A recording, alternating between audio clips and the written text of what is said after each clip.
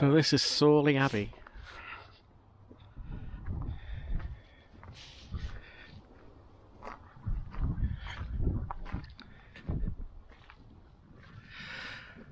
This Cistercian monastery was founded in January 1147 by William de Percy and colonised by monks from Newminster Abbey in Northumberland.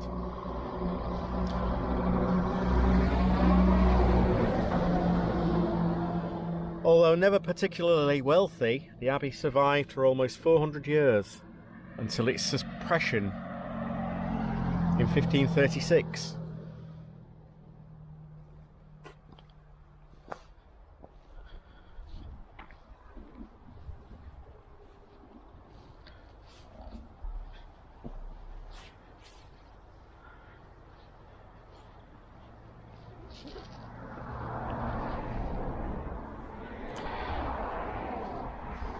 The monks were reinstated during the Pilgrimage of Grace, an unsuccessful northern uprising against Henry VIII's religious reforms. And following the suppression...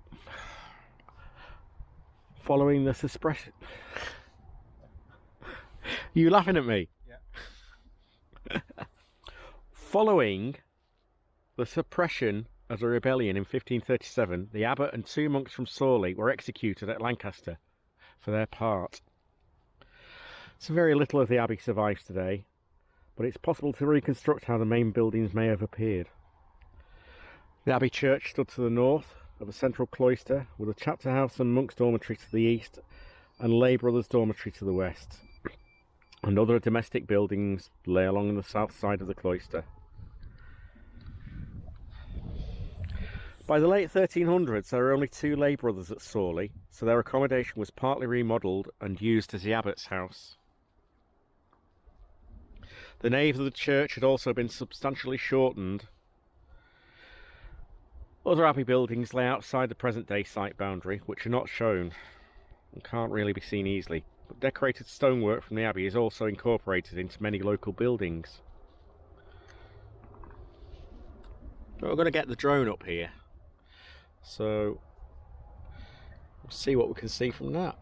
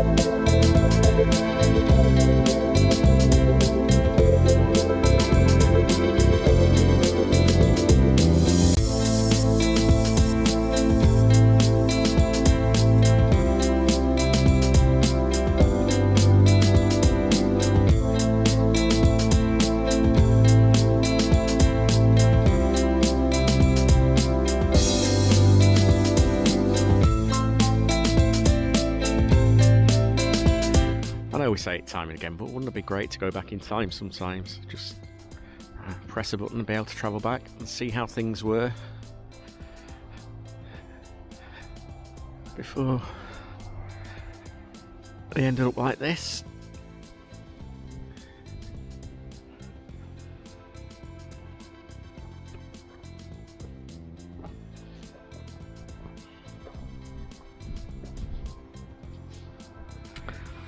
Quite impressive ruins though.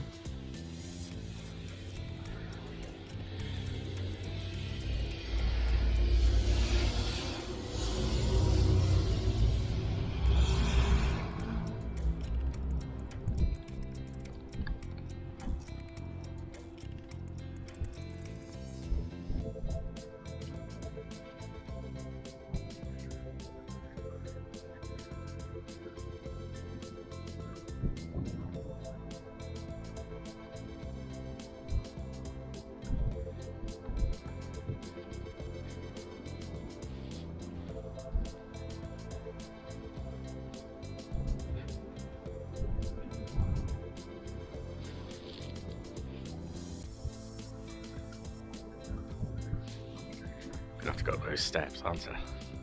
Well, it'd be rude not to.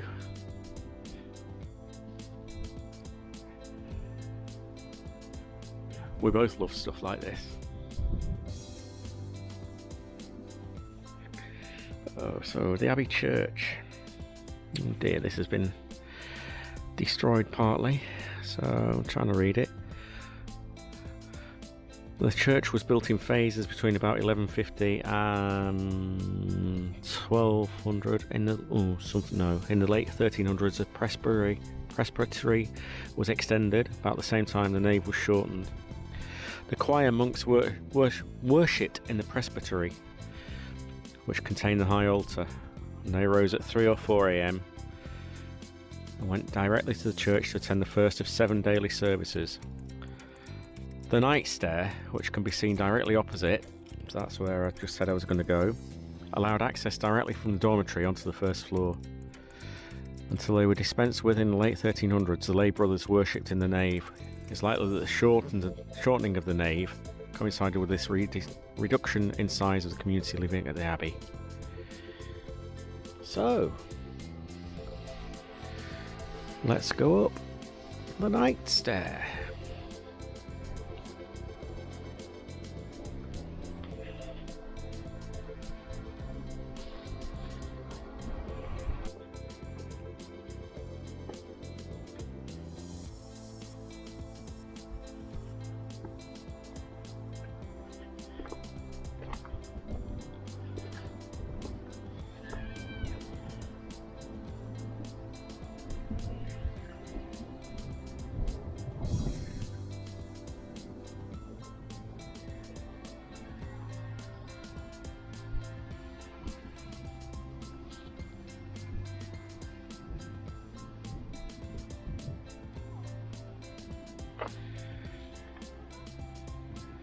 Very thick walls, I can see.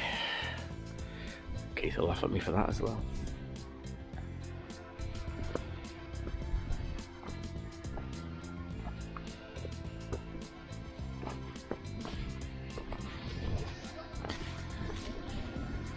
And this was the refectory.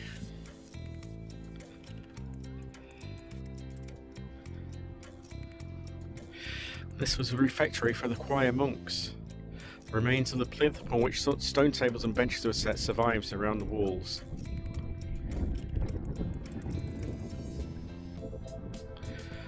The doorway to the adjacent kitchen can be seen in the right hand wall, just over there. The warming room to your left was the only part of the Abbey which was heated, and then only between November and March. Of the other buildings which form the Abbey, almost can't read it, remains. The mounds and hollows in the adjacent fields are all that survives of, among others, the infirmary, workshops and stables. So it's quite a substantial site.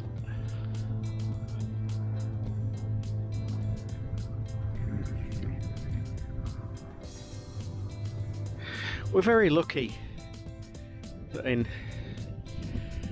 the UK we've got such large parts of history that survives from all eras.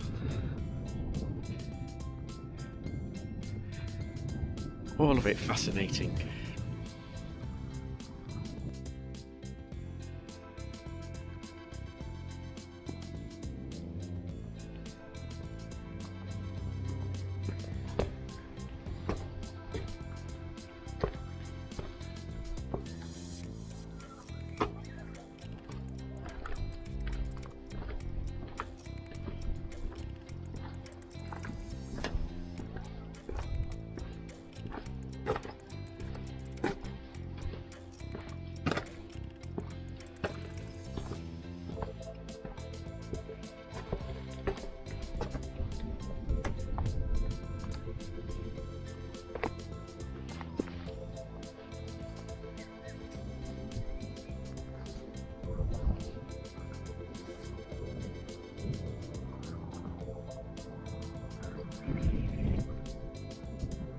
You'll get a better view of the whole area from the drone shots. But when we read about this place, I didn't actually realise just how extensive it was.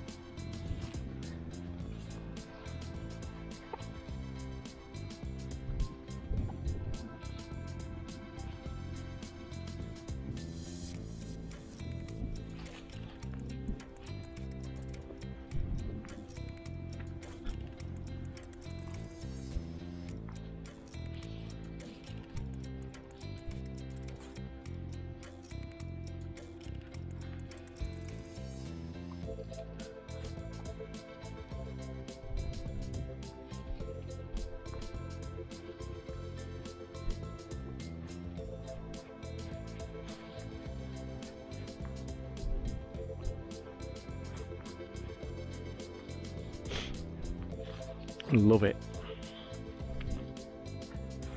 Fascinating.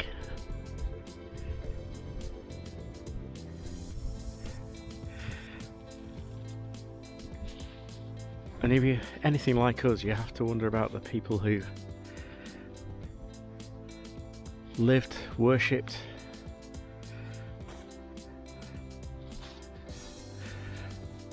and all the rest here. Where their lives began, where their lives ended.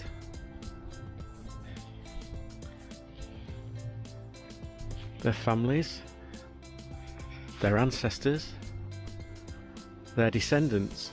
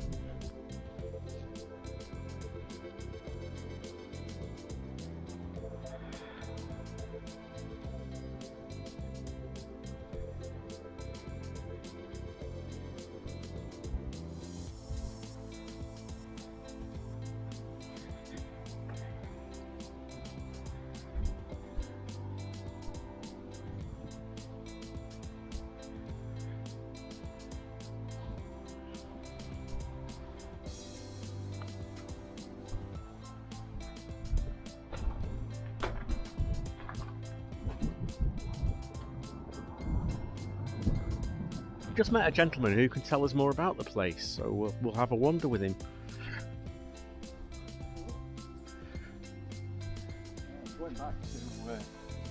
time of the Civil War between Empress Matilda and King Stephen. So, you know, we're back in the 1300s. And if you followed the series Cadfael, that was set Yes. in that period. And it's not an easy period, really. 19 long winters of fighting. Now, this church was built at about this time, and we're just entering it now. And here is a little notice which most people will not see.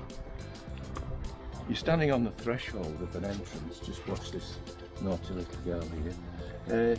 Can you see it? Yeah. Yes. Sword. Yes. Oh yes. Yeah. Yes, I can see it now. Yes, I hadn't noticed that before when I walked around. Yeah. Well, most people don't. I mean, this, you know, the sword of Sawley Abbey is unique because you won't get it anywhere else. It's worn away.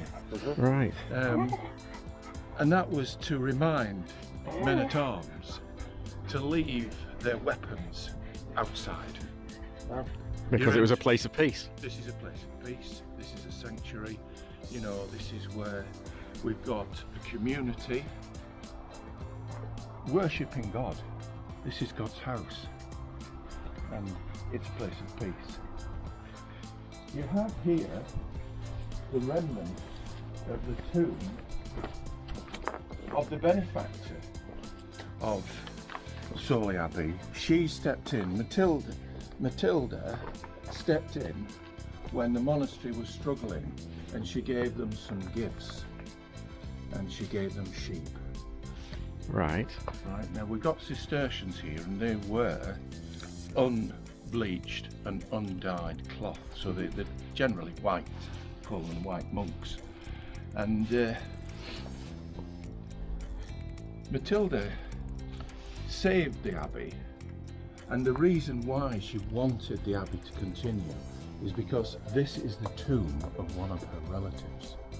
Right. She didn't want it to come down. Anyway, that gift is still here in the sheep all around us, because the Cistercians built up the woolen industry. Right. And it was on that, you know about the wool sack in the Houses of Parliament. It was that gave the wealth of the Middle Ages. Sheep rearing, wool, and of course it was exported. You know, it was exported into Europe. We had a common market then. So what breed of sheep? Well, they were what you see now, really. You know, Right. I'm not too well up on types of sheep. I know about the merino, which were taken to Australia. Yeah. And we've got the Herdwicks. They're not Herdwicks. No. But they have to be quite hardy. Yeah. You know, because they're out in all weathers. Yeah.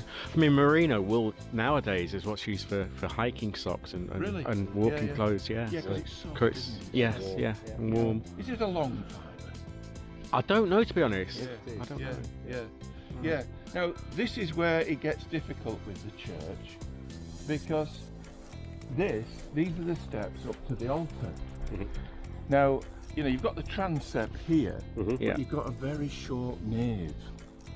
Can you see? Yeah. Yes. It should be a lot longer as a church. So you've got a little bit of poverty here.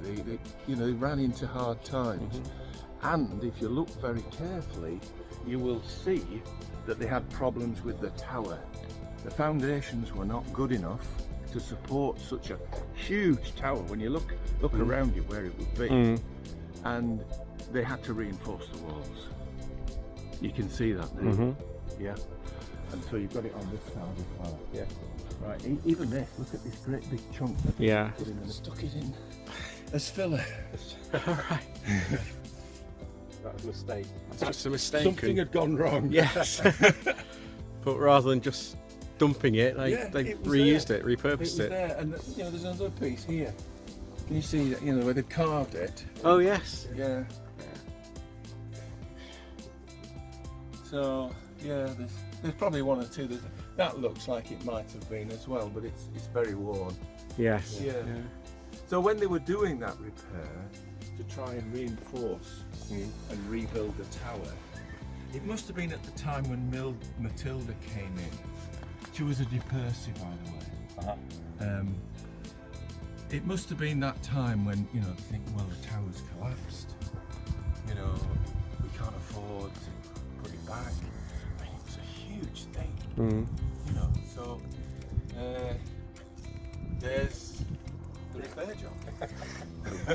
Anyway, so we've got the altar, and you'd have the choir stalls where the monks would pray and sing during the night.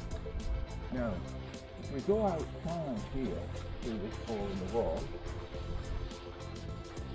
which must have been an entrance as well, and I think this was probably the entrance for the lay persons, because here you have the holy water. Oh, right, yes. Here. Yeah. Now, why are there three? No idea. No. Well, Because that one, you don't actually see easily, do you? So. There's a crack. Yeah. Here. Now, Yeah. whether that's been done deliberately, we don't know. But probably there were some wooden balls Yeah. on top of that. But this is God the Father, the Son, and the Holy Ghost. Right. In nominis Patri, et Filii, Spiritus Sancti. Right. And that's what they would be saying on their way in. Now, So was that a normal thing back in those days then, to have three fonts? It's a reminder, I suppose, to say that, you know, in the name of the Father, Yeah. the Son, and the Holy Ghost. And that crossing, most Roman Catholics repeat that, Yes. you know, when they go to church. Now, here, above this part, was the dormitory. It was up steps. You've got so you've got an entrance during the day, but you've also got a stairway down from the dormitory here. It's quite unique. Yes. It's quite unique, and you know that gives you an idea of how tall this building was. Mm. You know, because it had an upper floor. Yes. You know, some nice features. We've got, you know, the cornerstones are there, but you have to realise that these are the insides of the wall, Yeah. and it was plastered. Yeah. It was rendered. Right. You know, so you're looking at a monastery which would be white.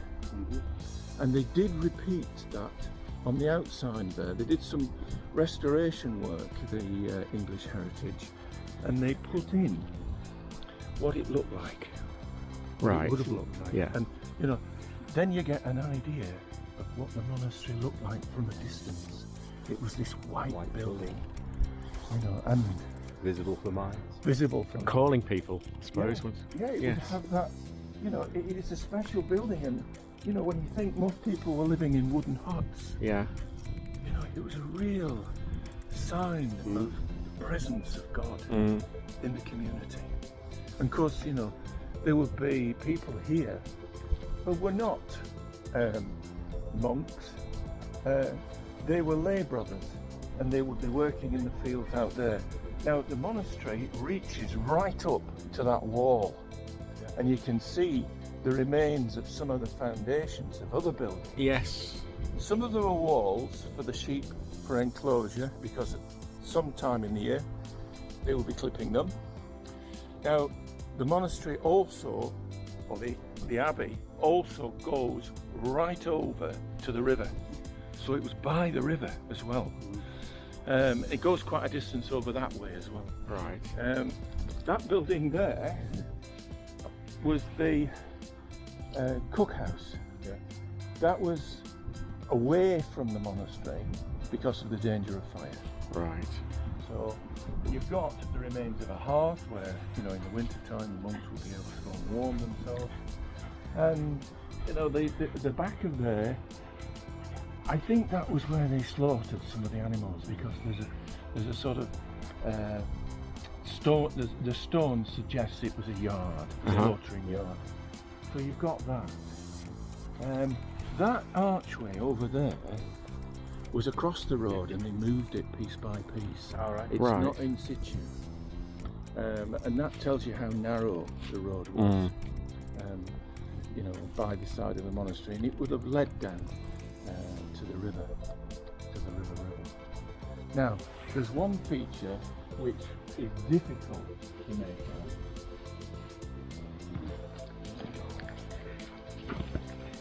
Round here, and I have a photograph of it, and if you wanted to see what it looks like, I was very lucky one October when the light was very good. Yeah. The sun was over there, and it gave me the detail of what's on here.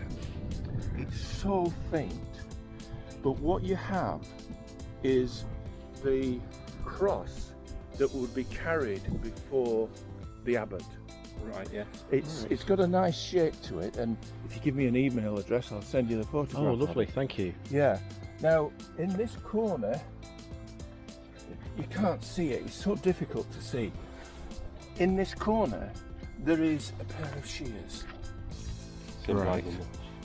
Exactly. It symbolises the wealth that this Cistercian abbey owed the sheep.